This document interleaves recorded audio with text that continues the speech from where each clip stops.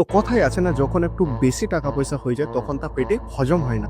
ঠিক এরকমই হলো এই দুই বন্ধুর সঙ্গে, যারা তাদের বিজনেস শুরু করার কথা ভেবেছিল এবং প্রায় 1 বছর ধরে ভাবনা চিন্তা করে যে তাদের কোথায় সব থেকে বেশি প্রফিট হবে।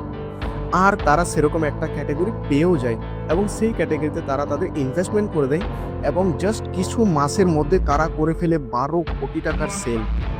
এখন তো টুইস্ট এই জায়গায় আছে, যখন তারা যায় শার্ক ট্যাঙ্ক ইন্ডিয়াতে এবং সেখানে গিয়ে তারা বলে যে আমরা তো 1 বছরের মধ্যেই 12 কোটি টাকা সেলস করেছি। এই কথাটি শোনার সঙ্গে সঙ্গে কিছু কিছু শার্কস তাদেরকে ফান্ডিং দেওয়ার জন্য অবধি রাজি হয়ে যায়। ঠিক তখনই একজন শার্কস তাদের বোতল লক্ষ্য করে বলে যে আপনাদের বোতল তো বিসলেরির কপি মনে হচ্ছে। এবং সেই সময় এই দুই বন্ধু বলে যে হ্যাঁ, আমরা তো কপি করছি। এবং আমরা যখন আমাদের প্রোডাক্ট দোকানদারকে দিই তখন আমরা তাদেরকে বলি যেন সেই আমাদের বোতলটি বিসলেরির মাঝখানে রাখে এবং যদি কোনো কাস্টমার সেই বোতলটি চায় তো সেই দোকানদার যেন আমাদের বোতলটি তাকে দেয়। এরকম করে আমরা আমাদের সেলস করি। এবং এই জিনিসটি ভাইরাল হওয়ার সঙ্গে সঙ্গে বিসলেরি করে দেয় এদের উপর কেস এবং এদের কোম্পানি হয়ে যায় পুরোপুরি বন্ধ। তাই তো কথায় আছে, যখন বেশি আয় হয় তখন ঢোল পেটানোর কোনো দরকার নেই।